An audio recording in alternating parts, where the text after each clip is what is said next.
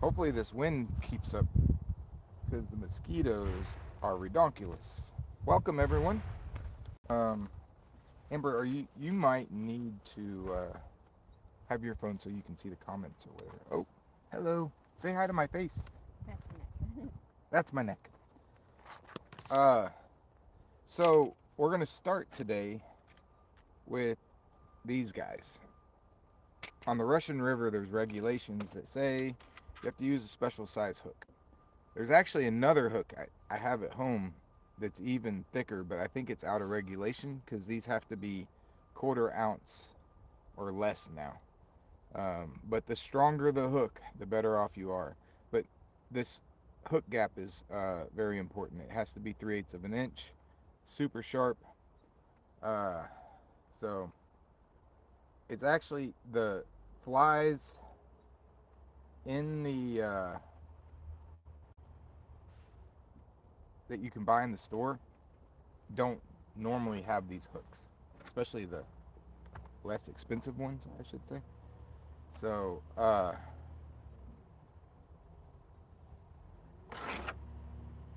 get back into fly tying. I haven't done it in a while. Need like a, oh, kind of perfect. Trash truck. Need something to hold that, or I need. Oh, I'm gonna use y'all. Thanks for being there for me. Uh, so yeah, that'll work. Okay. But so per the regs, you could use just a bare hook, and honestly, it would work just as well. But some game wardens look at it a little differently. So with the red salmon, you you honestly, the fly does not matter. It's the hook, like nearly 100%. Everything to do with the hook. And really, you want to keep that hook as clear as possible because uh, it's almost like controlled gating. You're literally trying to snag them in the mouth.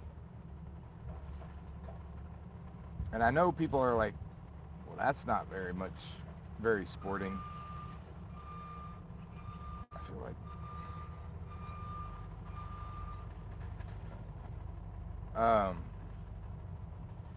but red salmon are plankton eaters, so they don't actually uh, eat fish or flies or anything else like that. So tie on here is more for content for you.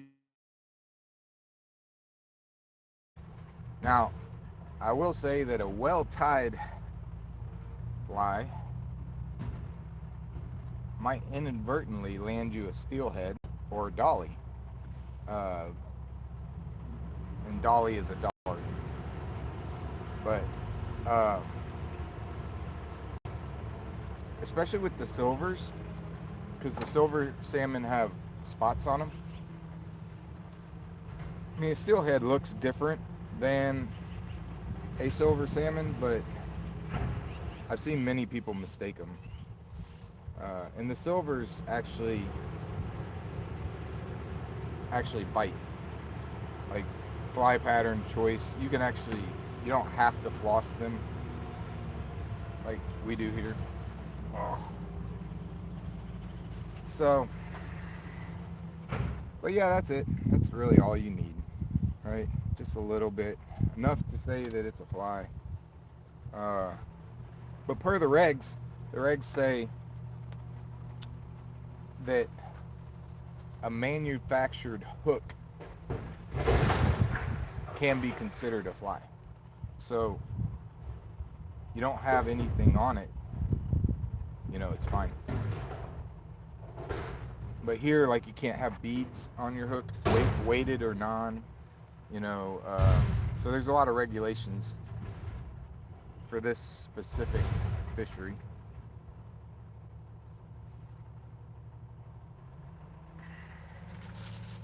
Trash.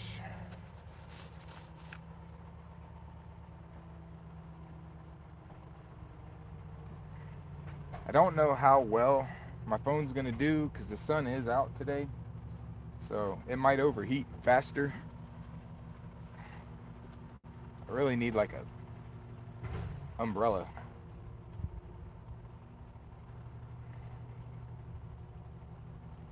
Yesterday we fished. Amber and Jude were really kind of learning.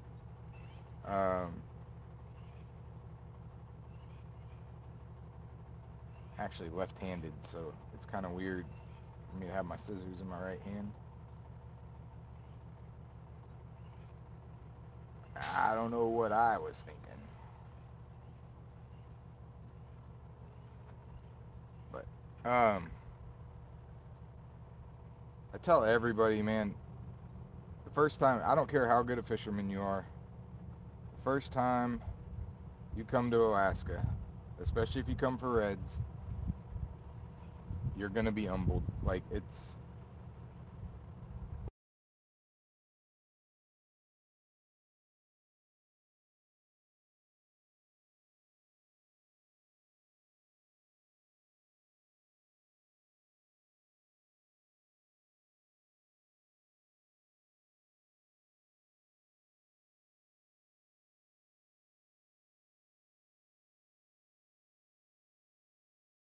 it's too hot.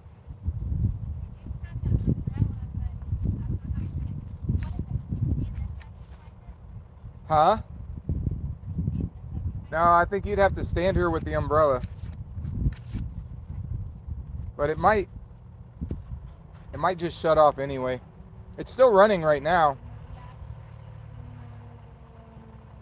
But that sun's just blaring down on it.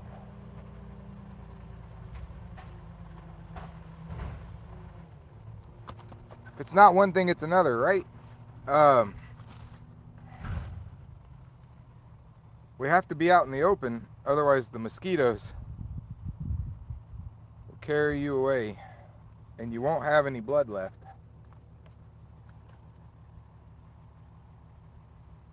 So I'm kind of standing shade over the phone right now for a second, and I'll get back to tying some flies. So yeah, we fished the river yesterday, and it's pretty tough. I kind of planned it. So there's two big sockeye runs that I know of. One of them started like middle to late last month, and it's kind of tailing off right now. And then the next big one is July 14th. And that run is huge. You can't find it? No. I'm sure I tucked it away somewhere. Oh, okay. Well, it's gonna be like a movie set. It's like you have a reflect. You're gonna catch some rays from that. You might want to flip it around. That sun's gonna reflect, or you can do it like that. This is my umbrella. I'll spare you the visual. But so we wanted to miss the July 4th because we knew it'd be crazy here July 4th, and so we got here what, the 6th, Amber? Here, No, the night of the 5th. Night of the 5th. Yeah. And it was still mostly full as far as the campground goes, but we got a spot with no reservations, so can't complain about that. Not at all.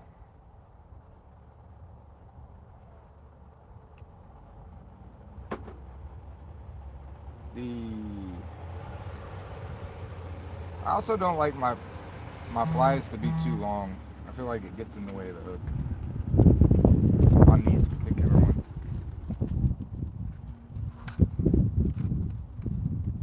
did catch one salmon yesterday. I hooked 3. One was hooked in the back, and I did I just kind of jerked it out before we got in. But the one I landed was clean in the mouth. We fished for what, like 5 hours yesterday, Amber? Or something like that, yeah. I mean, we came back at like 8:30. I'm not sure what time we went out there. I think Jude said 2 or 2:30. Yeah. It's maybe 6 hours. And what else? Bald eagles, man. That one, did you share that one picture of it on the ground? I didn't. I didn't actually see it, but it should be there. I took 4 or 5 of them.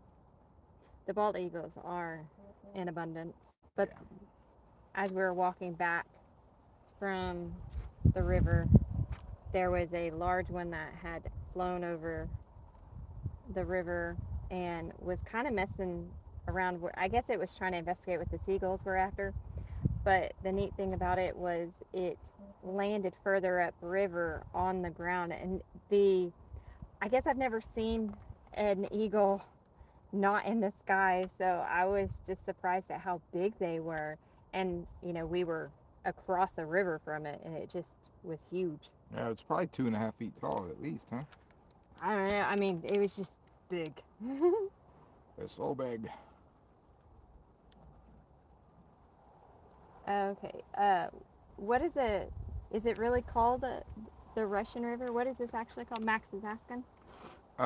It's called the Russian River. Yeah, Max. So we are at the Russian River, spelled like Russian, not like R-U-S-H, right? So, like you, Max, and the Kenai River confluence. World renowned. Like, most people that have fished salmon in Alaska start here, or they start on like a float plane, or fly-in trips or whatever, if you got all that money. But yeah.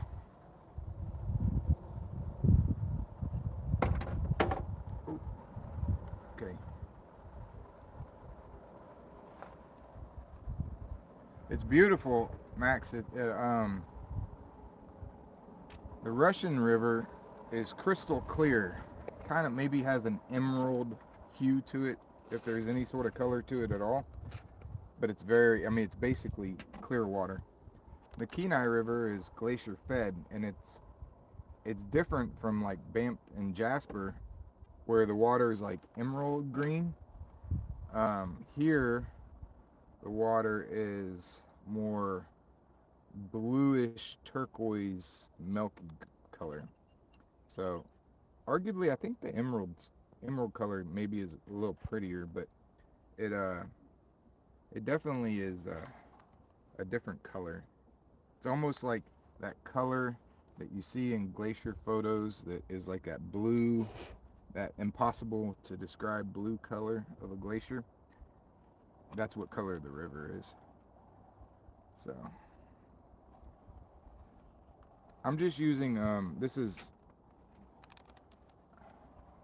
I don't know, I think it's artificial polar bear fur. A lot of people use like bucktail.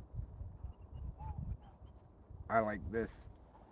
I say I don't know because I've had this fur for like 20 years, and back whenever I purchased it, I think it was still legal, but I think it's just artificial, but I don't know. I think it was still legal to purchase actual polar bear fur.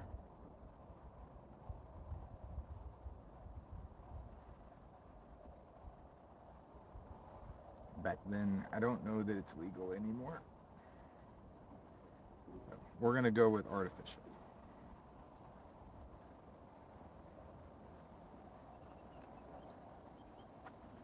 You can make these flies out of red, or I always have white in there, just because I think it looks better. And I like to put a little bit of crystal flash in there. Also, do you need a ticket? Okay, so he asked for a picture of it. Of the after, river? So yeah, I think, and then also, do you need a ticket to fish in this river? Yeah, so in Russia you call them tickets, right? Here we call them licenses. Um, and yeah, you do have to have a license to fish this river. Just about anywhere in America, you have to have a. Um, and the rules and regulations in Alaska are pretty intriguing. Well, and they vary based on where you're Yeah, fishing. yeah. So they vary, they change everywhere. So you have to like read specifically where you're fishing. They have two major zones. They have the South Central Zone and then the Northern Zone, which ironically does a lot of the South. Um, but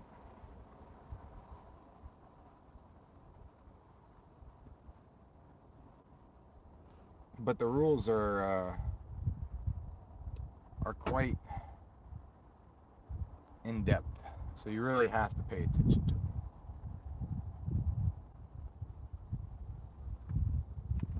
How many hooks do you think y'all are gonna lose today? I'm hoping none. I'm just kidding. I got jokes. We didn't catch that many things that where you had to help us. You did have to help us. Like I said, I was thankful for you catching your fish after having to help us. Oh, I don't mind helping. Really, if I was 10 years younger, the only mind I have is just dealing with the pain, the hip and lower back. Well, some of that was self-induced. After the fact. Why you gotta bring up old stuff? So, last night it was warm. It's warm today, and but there was no wind, and the mosquitoes. Oh my gosh, it was war.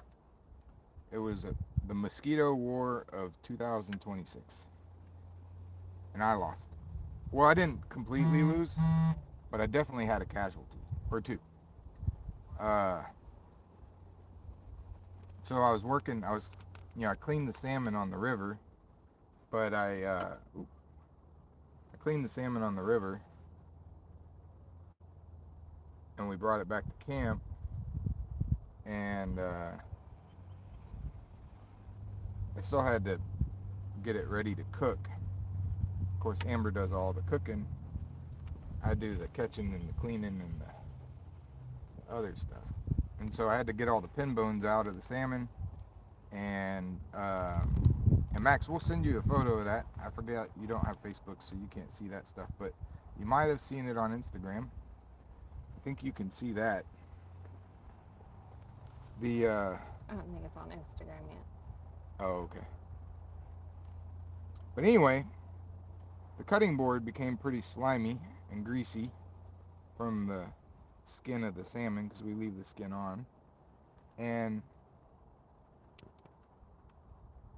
I was like swatting at mosquitoes, and the salmon right there in front of me decided to exit onto the ground. So that happened first, twice. Of course, pick it up, go clean it off with water, and then after it was cooked,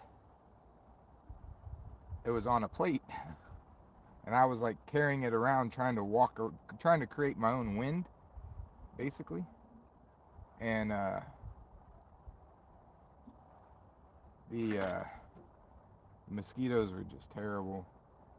Hindsight being 2020. I didn't really want the smell of salmon in the car because we are in bear country. I didn't want to like have any reason for the bears to hang around. But that rock right there, I was backing between the fire pit and that rock, swatting at salmon, swatting at salmon. I was swatting at mosquitoes. They were getting in my eyes, man. They were like in my eyes, and I was just like, ah. Well, I only have one hand, so I was like, ah, and I was like backing away, and they were like, it was like I was at Pearl Harbor, and the kamikazes were just coming in, and so I backed into that rock ever so slightly, like I just kind of touched it, you know? But I had enough mass and momentum that I was still going backwards and knew I needed to have another step. And so I'm like lifting up my leg to clear the rock because I know the rock is there. And I never made it. And I didn't get that extra step before the inevitable happened. And so I yard sailed my entire plate and my salmon and everything else like this. And at this point I dropped it. I caught the salmon twice because when I caught it, right before I went to kill it, it got off the hook. And so then I had to catch it again in the water and I killed it. And then it tried to get away whenever I was pulling the pin bones out. So I had to catch it again. And now, after it's already cooked, I had to catch it again. At that point, I was done. I was like, screw it. I'm eating it anyway. I just picked it up, plopped it back on my plate, and ate it. So I got a little extra seasoning on my salmon, but it was still good. Jude and Amber might have had a pretty good laugh. Oh, I did. I'm pretty sure. Most certainly. My abs were hurting. I had to tell them to stop moving around and just be still so I could catch my breath. Yeah. I was concerned about a broken hip or tailbone or something, though.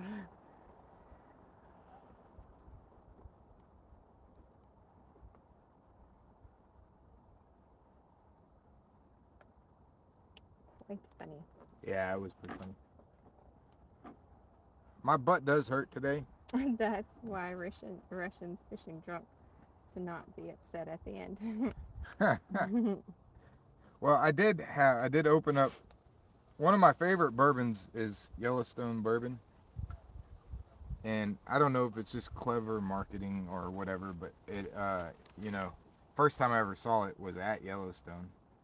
And it was remarkably affordable too, so it was like $20 a fifth. So I actually bought some. And here 20 years later, it's actually pretty expensive nowadays. I normally see it for like $50 to $60 a fifth. And it was on par at Yellowstone. It was like $58 a fifth, and I was like, nah, I'm not. I like it, but I'm not really. I got 70 more days out here. And we were in Tok, Alaska, and I don't drink a whole lot anymore, but I do like good bourbon. And they had Yellowstone whiskey for $28. Was it, Amber? Do you remember? Maybe 30. I think you said maybe 36. Maybe 36 a fifth. So I bought a fifth of Yellowstone, and we hadn't opened it. We've had it for 4 or 5 days now. And I kind of wanted to do one of these on the side of a river, which I think before this trip is over, we'll find that spot. But the river's kind of behind us that way. But it's too far for the Starlink. Probably by at least 100 yards.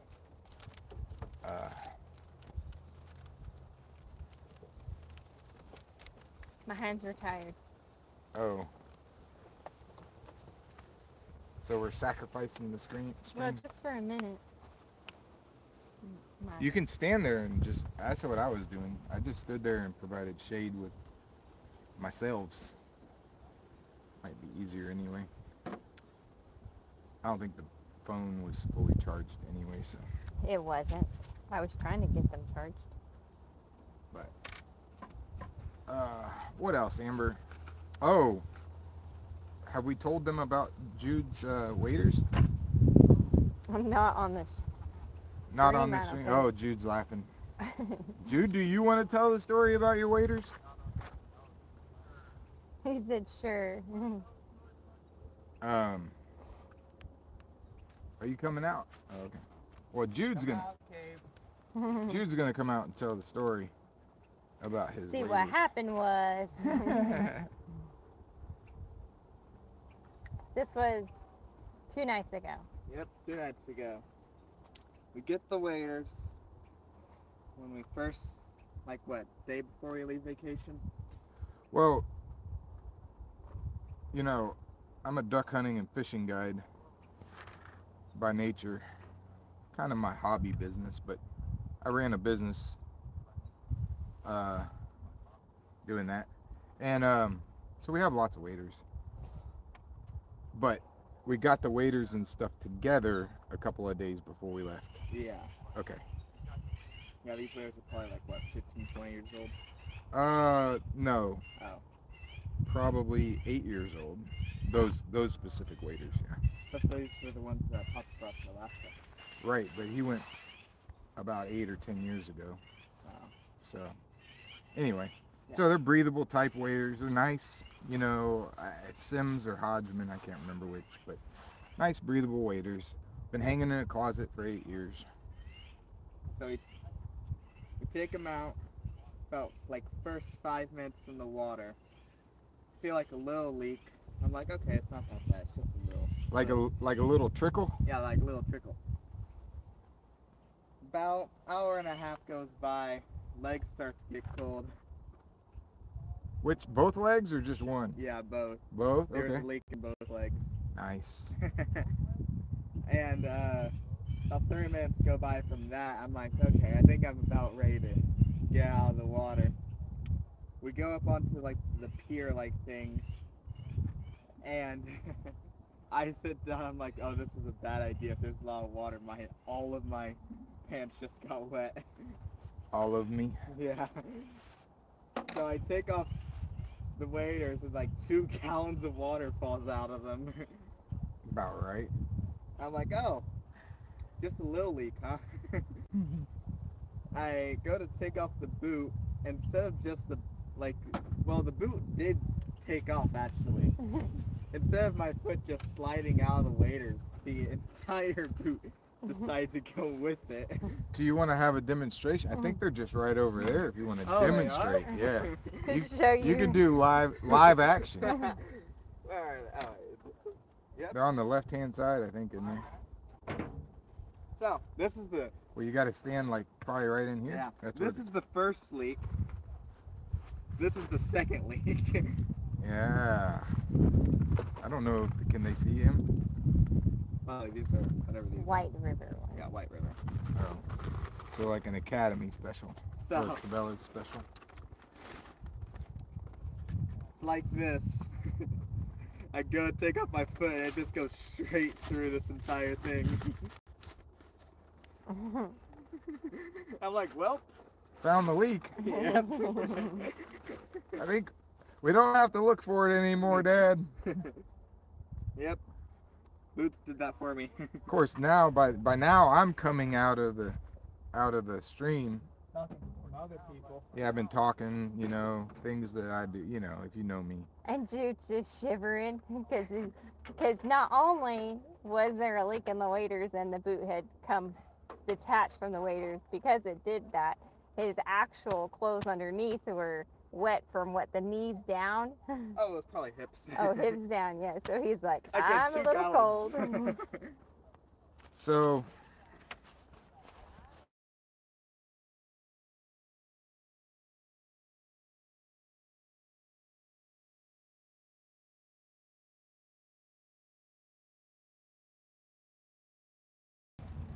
Hmm. but that's that. So we're getting ready. I'm kind of playing the tides. We kind of took it easy this morning, and tide came in about 10 down in Kenai, or down at the Cook Inlet, and it's going on about 2. And I really think that we'll see a push around 3 o'clock-ish today, somewhere between 3 and 6 today. So it's not going to be big. Like I said, it's the tail end of the run. But I feel like those fish will move. The closer you get to the coast, the more important you watch the tides, because the ocean run salmon, like if we were fishing Deep Creek, for example, you pay real close to the tides because you want to be fishing when the tide's coming in. And like here, you know, the tides are so huge, 20, 30 foot tides, whatever they are. It's huge. It's an unbelievable amount of water coming in and out. And so, whereas in like Florida, you know, tide goes in, tide goes out. You see the volume of the water change a little, but and you might see a little bit of current, but not like not like this. Like when these tides come in, I've seen deep creek flow backwards. Like literally the river was flowing out to the ocean, and when the tide's coming in, the river was flowing come here, you know, back upstream hundreds of yards, not like just a little bit. Uh, so the so the tides are pretty crazy. But down there, it's really neat. Like maybe whenever coho season gets here in August, September, we'll have some down there. Deep Creek is like literally a creek. It's a small little 6-8 feet wide, or this is how it was 15 years ago. You know, 15 feet wide, maybe at the most, ankle deep creek. And when the tide comes in, it's about 300 yards across, and it's about 25, well, it's whatever the tide is, 25, 30 feet deep. And surprisingly, a lot of coho and dog salmon go up Deep Creek to spawn. So, and right there, you get to see, you know, just around the corner, they do a lot of the charters, and they launch them from the beach. And so I want them, you know, they use these big, huge tractors. You can see it on YouTube. And they launch and recover the boats right from the beach. It's pretty cool to watch. But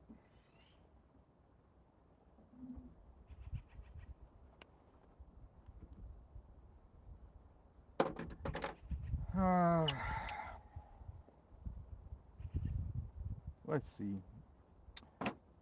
Another thing we saw in a lot of, so the snowshoe hare has had like a record year this year, and because of that, the falconry is crazy.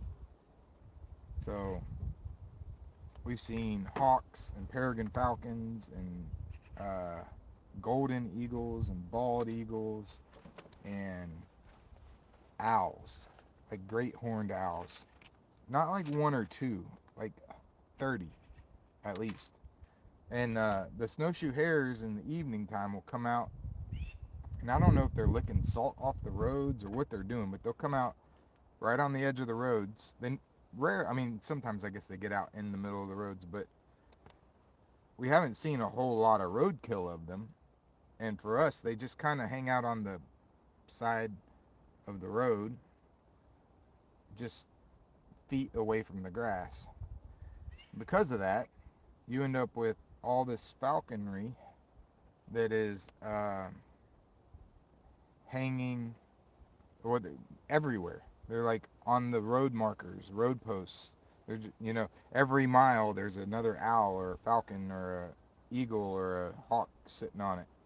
So it pretty cool. I think these change the topic, I guess. These flies are about $4 a piece in the store, and they use a much less quality hook. And you're gonna lose some. So if you are coming here, research the best Russian River fly. Matter of fact, I think I have one or two laying around here somewhere, my old ones that are like 20 years old. And the hook is just, it's exactly the same hook, it's just a little bit heavier wire, or so it seems. And that weight matters, because you really want that hook to get down in the current, because the current's ripping. And those fish are kind of hugging the bottom. You have to stay within the regs, which is 1/4 ounce. And I don't have my refrigerant scale or anything with me, so I can't measure it, but I do think the other hook is very close to that weight. So these are the best quality hooks that I can find here. So, and they're not cheap. They're about 75 cents a hook. But all the rest of the stuff I brought with me. So, and I've had this polar bear fur here to Alaska, I don't know, four times. And I was making flies for not just me, but 10 other guys. So I'd tie like, So you think that's coming to us or away from us? it feels like the rain's coming towards us. That'll be good for the mosquitoes though. We definitely need some wet weather gear. Alright, one more.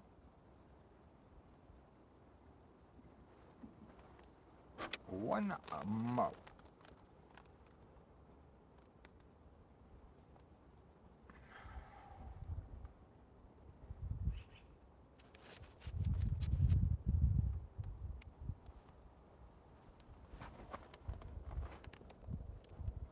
You want to put a little bed there so that your fibers don't slip. Anybody's wondering why I put a little bit of thread there on the bottom, that's why.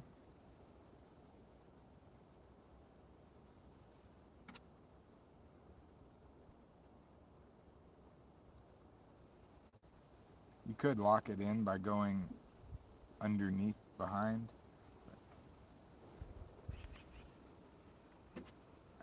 Like I said, less is more with these. Because the fish themselves, like, you'd probably do just as good or better with a bare hook as you do with having material on it.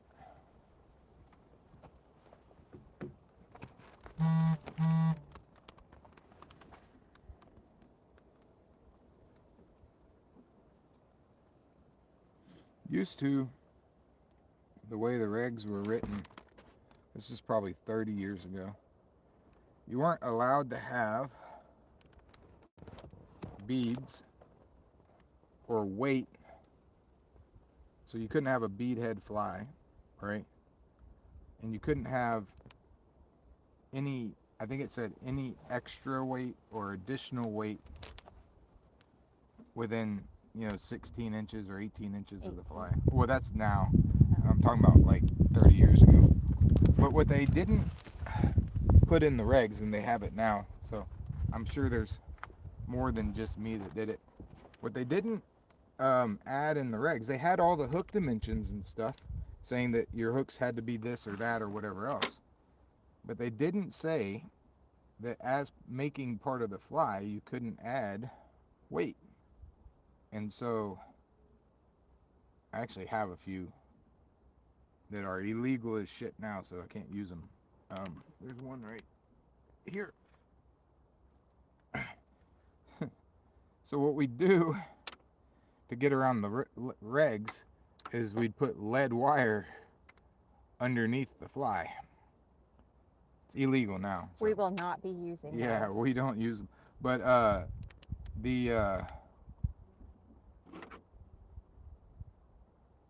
it was a long time ago. And like I said, the regs were really loosely written. But this arguably will catch 2 to 3 times more fish than this one. Which is funny to me how the regs are written and the reasoning behind them, I guess the more thing. Like, I guess some people come here for sport just to catch a salmon, and not take it home with them or whatever, catch and release. But generally, we're all here just to catch salmon. Oh, there's an eagle. I wonder if it'll circle back.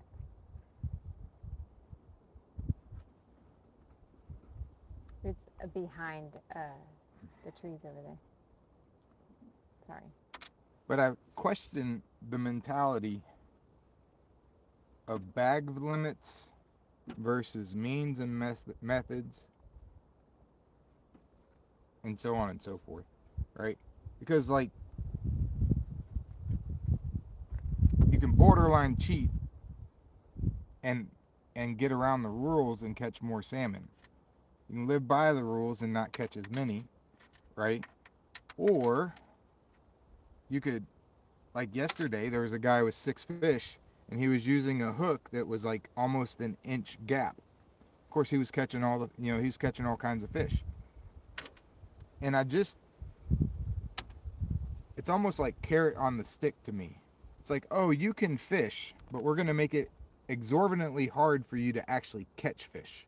But we're going to set the limits high. You can have 6 of them, but like we said, it's going to be very hard to catch them.